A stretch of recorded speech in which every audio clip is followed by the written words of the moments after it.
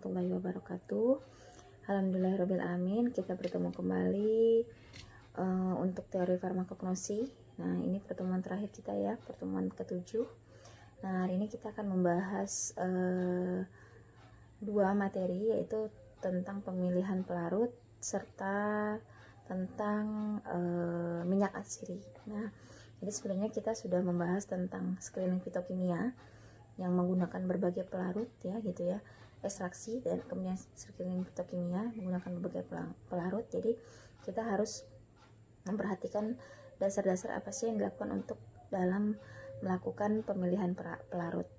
Nah, ya kita bahas yang pertama tentang pemilihan pelarut. Nah, tujuan ekstraksi ya sebenarnya sudah disampaikan sebelumnya, yaitu untuk mendapatkan atau memisahkan sebanyak mungkin zat-zat yang memiliki khasiat pengobatan dari zat-zat yang tidak berfaedah agar lebih mudah dipergunakan atau kemudian diabsorpsi, baik rasa, kemudahan diabsorpsi ke rasa, pemakaian dan lain, dan disimpan dibandingkan simplisi asal dan tujuan pengobatannya lebih terjamin gitu ya. Nah, jadi faktor-faktor yang mempengaruhi ekstraksi itu adalah dengan menggunakan bahan pelarut yang tepat, menggunakan suhu tertentu sehingga zat aktif yang diinginkan terekstraksi sempurna, kemudian waktu penarikan atau ekstraksinya, dan pemurnian dengan teknik tertentu baik fisik atau kimia. Nah, jadi untuk ekstraksi sudah kita bahas gitu ya. Jadi hari ini kita bahas faktor-faktor atau dasar untuk pemilihan pelarutnya. Nah, jadi cairan penyari atau pelarut merupakan cairan penyari yang baik, harus merupakan cairan penyari yang baik. Jadi cairan penyari yang baik adalah yang dapat melarutkan zat-zat berkhasiat tertentu, tetapi zat-zat yang tidak diinginkan tidak tersari. Nah, macam-macam cairan penyari itu ada yang pertama air, yaitu pelarut yang dapat menyari semua senyawa polar, sebagian besar senyawa semipolar. Nah, jadi keuntungan dari pelarut air itu yaitu untuk jenis gula, gom, garam alkaloid, garam mineral, dan zat warna dapat tersari dengan baik. Kekurangannya, air dapat menarik banyak zat, namun banyak diantaranya merupakan media pertumbuhan jamur dan bakteri, sehingga simplisia mengembang dan mempersulit proses penarikan dengan biasanya metode perkulasi maupun maserasi. Nah, kemudian ada etanol. Nah, etanol ini hanya dapat melarutkan zat-zat tertentu. Nah, tidak sebanyak air gitu ya. Nah, etanol ini pelarut yang baik untuk alkaloid, glikosida, minyak atsiri ya. Etanol menyebabkan enzim-enzim tidak bekerja, sehingga selain sebagai penyari juga dapat sebagai pengawet. Nah, pada campuran etanol air dapat mengekstraksi lebih baik daripada menggunakan pelarut air saja gitu ya. Nah, kemudian ada pelarut gliserin. Nah, biasanya sebagai cairan tambahan pada etanol dan air. Nah, di sini gliserin baik untuk menyari biasanya tanin, gom, dan albumin gitu ya. Tetapi gliserin tidak mudah menguap sehingga tidak sesuai untuk pembuatan ekstrak kering gitu ya. Kemudian ada ether. Nah, ether kebanyakan zat aktif dalam simplisia tidak larut dalam ether, contohnya glukosida, tetapi beberapa zat mempunyai kelarutan yang baik, contohnya lipid. Nah, jadi ether bersifat sangat mudah menguap sehingga kurang tepat digunakan sebagai pelarut pada pembuatan sediaan galenik cair atau obat yang diminum. Jadi untuk pemakaian dalam atau untuk sediaan yang akan disimpan lama ya untuk ether. Nah, kemudian ada heksan. Heksan ini pelarut yang baik untuk lemak-lemak dan minyak. Nah, biasanya hanya digunakan untuk mengawal lemakan atau menghilangkan lemak gitu ya. Simplisia yang mengandung lemak-lemak yang tidak dibutuhkan sebelum simplisia tersebut diekstraksi. Jadi biasanya heksan itu digunakan untuk menghilangkan lemak-lemak yang tidak ingin digunakan gitu ya. Nah, kemudian ada aseton. Nah, aseton ini tidak dipergunakan untuk sediaan galenik yang digunakan untuk diminum karena dia bersifat toksik gitu ya. Jadi bisa digunakan pelarut aseton untuk sediaan-sediaan luar, misalnya krim gitu ya, salep, gel. Nah, apabila ekstraknya tersebut akan diformulasikan ke dalam sediaan gel gitu ya. Nah, aseton merupakan pelarut yang baik untuk berbagai lemak, kemudian minyak atsiri. Tapi baunya kurang enak dan sukar hilang dari sediaan, itu kelemahan dari pelarut aseton. Nah, kemudian ada kloroform. Nah, kloroform ini tidak digunakan juga untuk obat dalam karena bersifat toksik. Nah, ini merupakan pelarut yang baik untuk alkaloid maupun minyak atsiri. Nah, jadi faktor-faktor dalam pemilihan pelarut yang pertama adalah adanya interaksi zat aktif dengan pelarut. Nah, pelarut tidak boleh berinteraksi dengan zat aktif gitu ya. Nah, kemudian like dissolve like. Jadi pilihlah pelarut yang bisa menarik, pelarut yang sesuai gitu ya.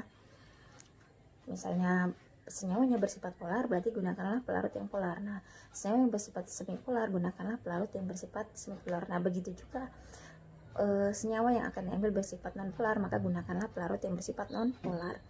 Nah, kemudian selektivitas pelarut, hanya menyaring zat aktif yang diinginkan gitu ya. Kemudian stabilitas secara kimia dan fisik, tahan panas. Kemudian viskositas harus diperhatikan, viskositas pelarut rendah sehingga koefisien difusi meningkat, akibatnya laju ekstraksi juga meningkat. Nah, kemudian adanya recovery pelarut.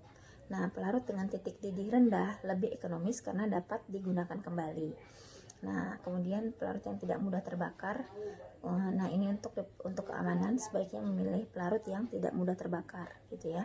Karena kalau yang mudah terbakar otomatis tidak boleh ada panas gitu ya, ada sumber panas, maka akan memicu terjadinya kebakaran gitu ya. Makanya harus diperhatikan pada saat proses pemilihan pelarut dan pada saat proses ekstraksi. Kemudian pilihlah pelarut yang tidak beracun atau tidak toksik. Kemudian pilihlah pelarut yang murah dan mudah diperoleh atau ekonomis. Nah, kemudian 4 faktor dalam menentukan teknik ekstraksi itu, yang pertama, senyawa kimia telah diketahui identitasnya untuk diekstraksi dari asalnya. Nah, dalam kasus ini prosedur yang telah dipublikasi dapat diikuti dan dibuat modifikasi yang sesuai ya, untuk mengembangkan proses atau menyesuaikan dengan kebutuhan pemakai. Nah, kemudian bahan diperiksa untuk menemukan kelompok senyawa kimia tertentu, misalnya alkaloid, flavonoid, serta saponin. Meskipun struktur kimia sebetulnya dari senyawa ini bahkan keberadaannya belum diketahui. Nah, dalam situasi seperti ini, metode umum yang dapat digunakan untuk senyawa kimia yang diminati dapat diperoleh dari pustaka. Nah, hal ini diikuti dengan uji kimia atau kromatografi yang sesuai untuk kelompok senyawa kimia tertentu. Nah, kemudian tanaman atau hewan asal yang digunakan dalam pengobatan tradisional dan biasanya disebut dengan cara TCM atau traditional Chinese medicine, biasanya seringkali membutuhkan herba yang dididihkan dalam air dan dekok dalam air untuk diberikan sebagai obat, biasanya dengan infus atau dekok gitu ya. Nah, proses ini harus ditiru sedekat mungkin jika ekstrak akan melalui kajian ilmiah biologi atau kimia lebih lanjut. Nah, khususnya jika tujuannya untuk memvalidasi penggunaan obat tradisional. Nah, sifat senyawa yang akan diisolasi belum ditentukan sebelumnya dengan cara apapun. Nah, situasi ini utamanya dalam program screening biasanya ya dapat timbul jika tujuannya adalah untuk menguji bahan asal, baik yang dipilih secara acak atau didasarkan pada penggunaan tradisional untuk mengetahui adanya senyawa dengan aktivitas biologi khusus. Nah, ini merupakan persyaratan ya dalam pemilihan pelarut agar senyawa yang akan kita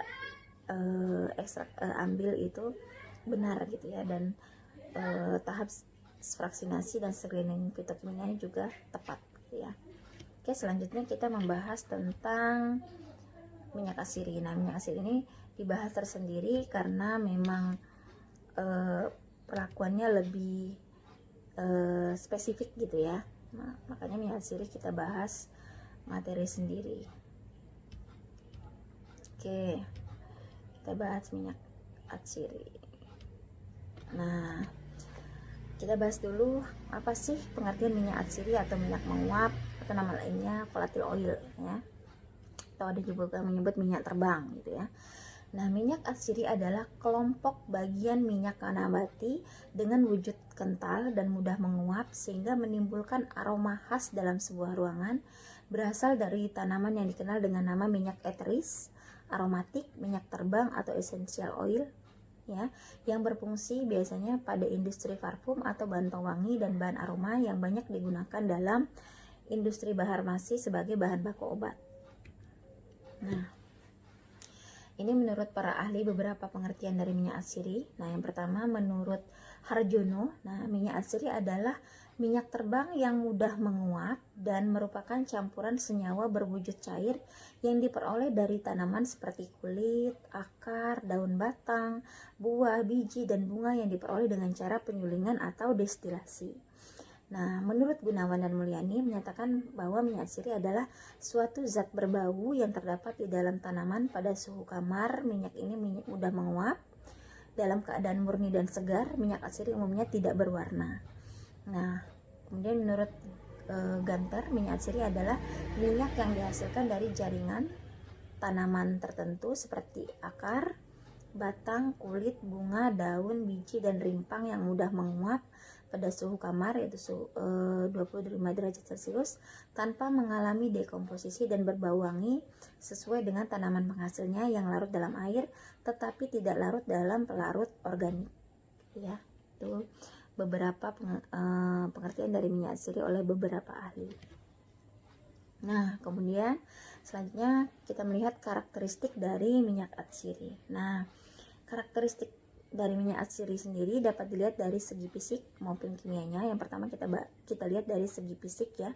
Sifat fisik dari minyak atsiri. Nah, adapun sifat fisik minyak atsiri antara lain yang pertama adalah bau yang karakteristik atau bau yang khas gitu ya.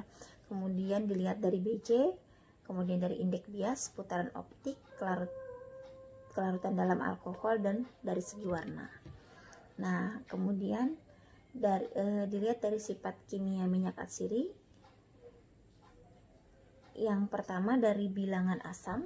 Nah, bilangan asam ini pada minyak atsiri menandakan adanya kandungan asam organik pada minyak tersebut. Nah, asam organik pada minyak atsiri bisa terdapat secara alamiah. Kemudian dari bilangan ester. Nah, bilangan ester merupakan banyaknya jumlah alkali yang diperlukan untuk penyabunan ester. Nah, adanya bilangan ester pada minyak dapat menandakan bahwa minyak tersebut mempunyai aroma yang baik.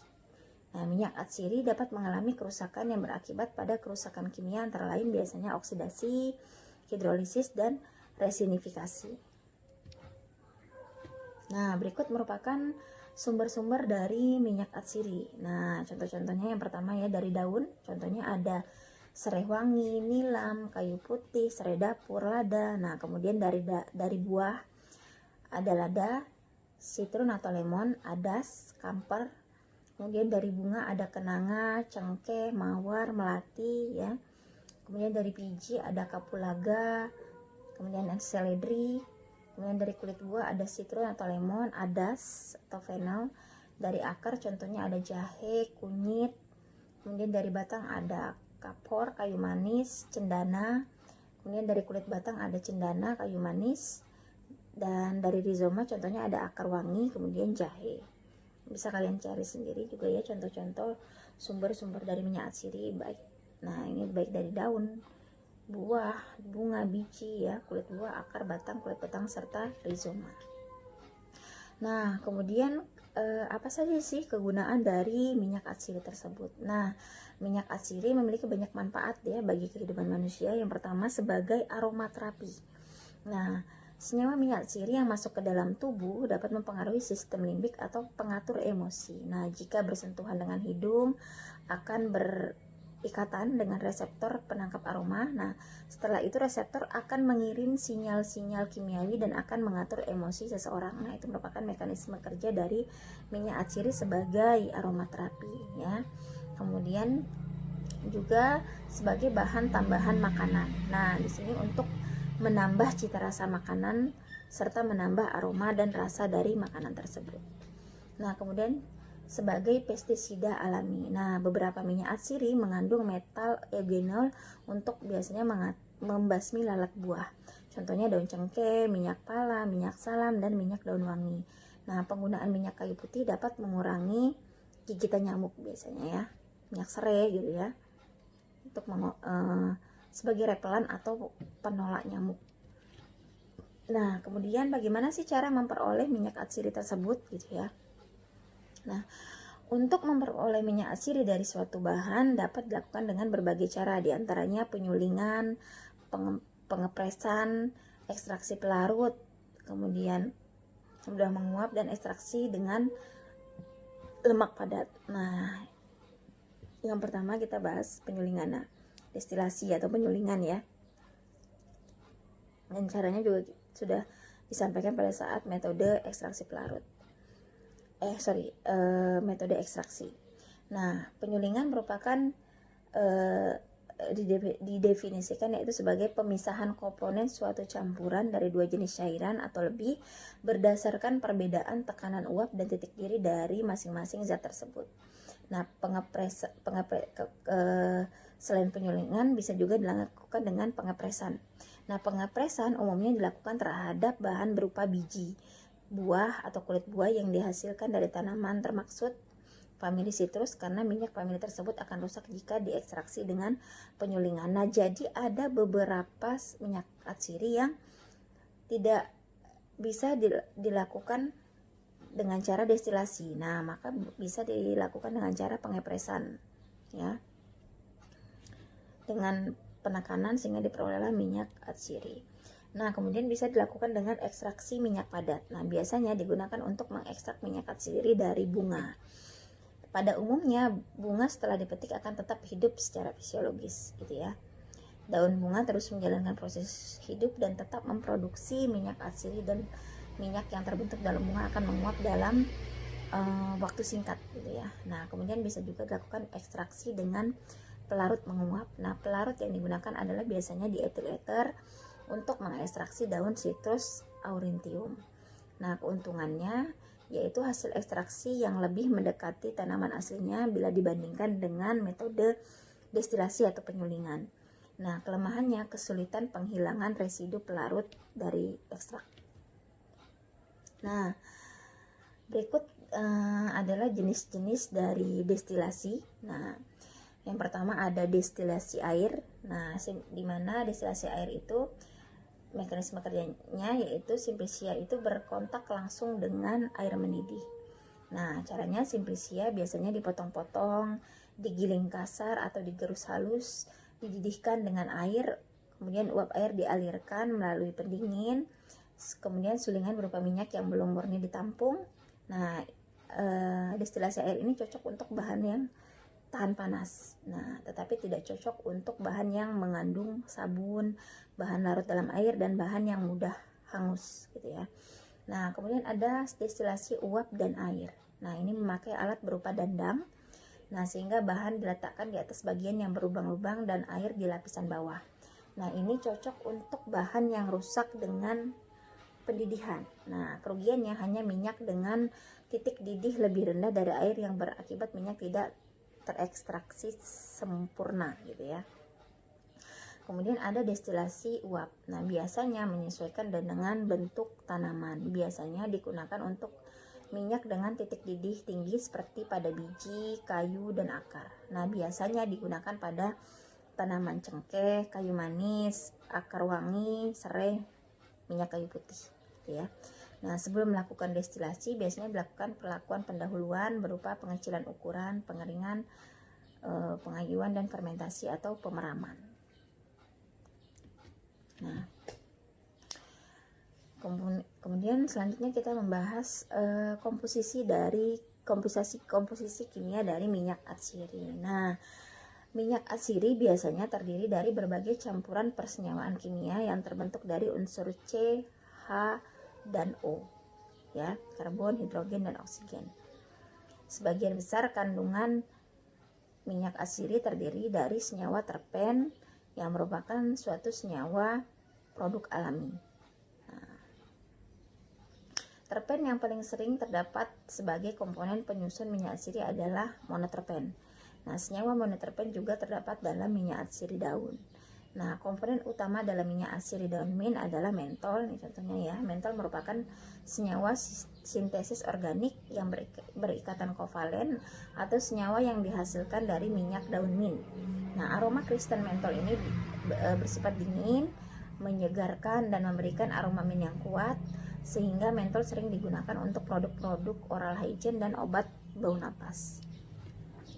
Nah, selanjutnya kita mengetahui cara identifikasi dari minyak atsiri. Nah, identifikasi minyak atsiri yang pertama, secara umum yang pertama ya, ada dengan cara teteskan satu minyak 1 tetes minyak atsiri pada permukaan air. Nah, minyak atsiri tersebut akan menyebar dan permukaan air tidak akan menjadi keruh. Nah, itu apabila sampel tersebut terbukti benar bahwa adalah minyak atsiri gitu ya. Jadi teteskan 1 tetes minyak pada permukaan air minyak atsiri, maka akan menyebar dan permukaan air tidak akan menjadi keruh gitu ya.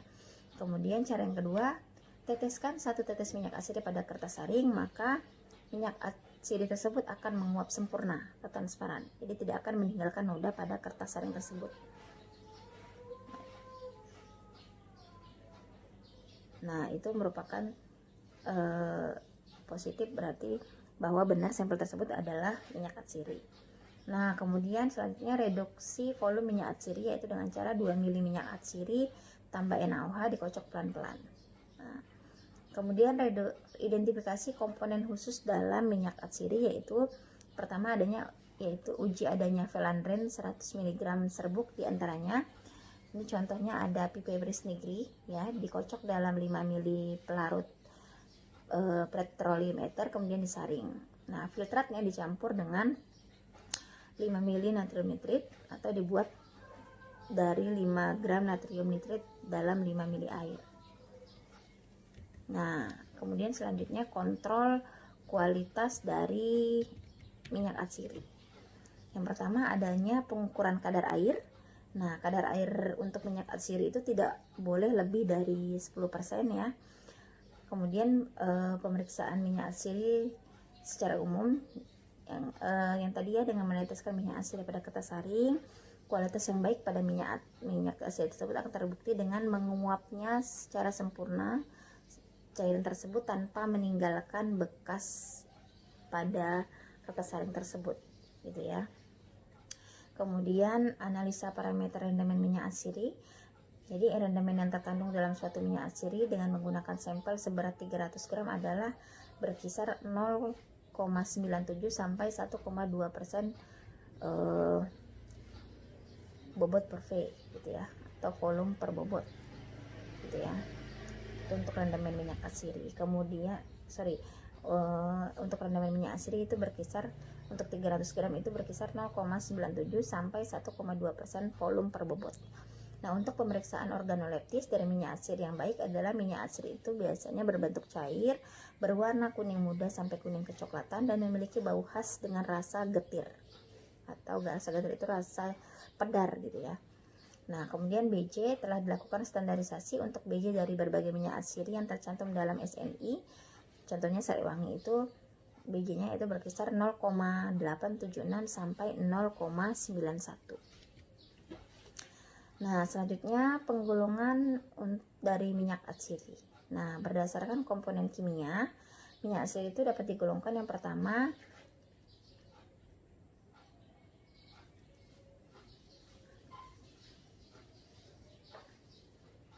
atsiri hidrokarbon. Minyak atsiri ini tidak mengandung komponen yang mempunyai gugus fungsional.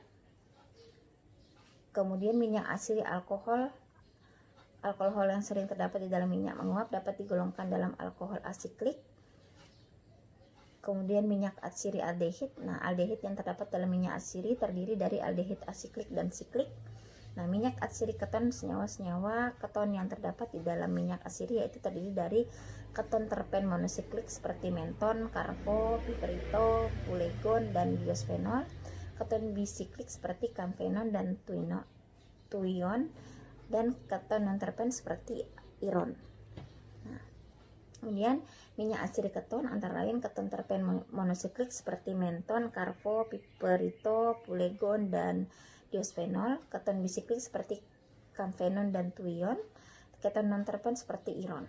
Nah, minyak atsiri fenol. Minyak atsiri fenol itu dibagi dalam 2 jenis neofenol, yaitu terdapat di alam dan yang terbentuk sebagai hasil penyulingan destruktif dari bagian tanaman.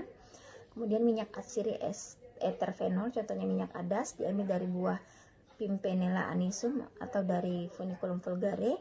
Biasanya digunakan sebagai pelengkap sediaan obat batuk, koregen odoris, dan bahan parfum. minyak atsiri oksida, contohnya minyak kayu putih yang diperoleh dari isolasi daun Melaleuca leucadendron L. Komponen penyusunnya adalah sineol sebanyak 80%, dan minyak atsiri ester, contohnya minyak gandapura yang diisolasi dari daun dan batang Gaultheria procumbens L. Komponen penyusunnya metil salisilat dan digunakan sebagai kolagen odoris dalam industri permen dan minuman non alkohol.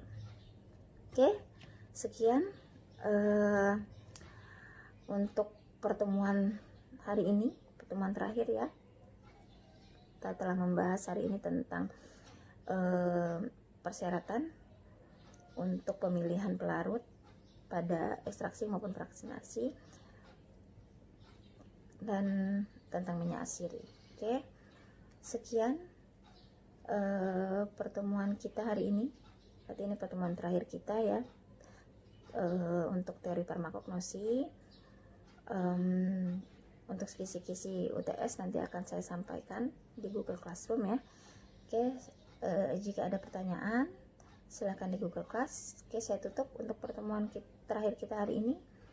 Kurang lebihnya saya mohon maaf. Saya ucapkan terima kasih. Wassalamualaikum warahmatullahi wabarakatuh.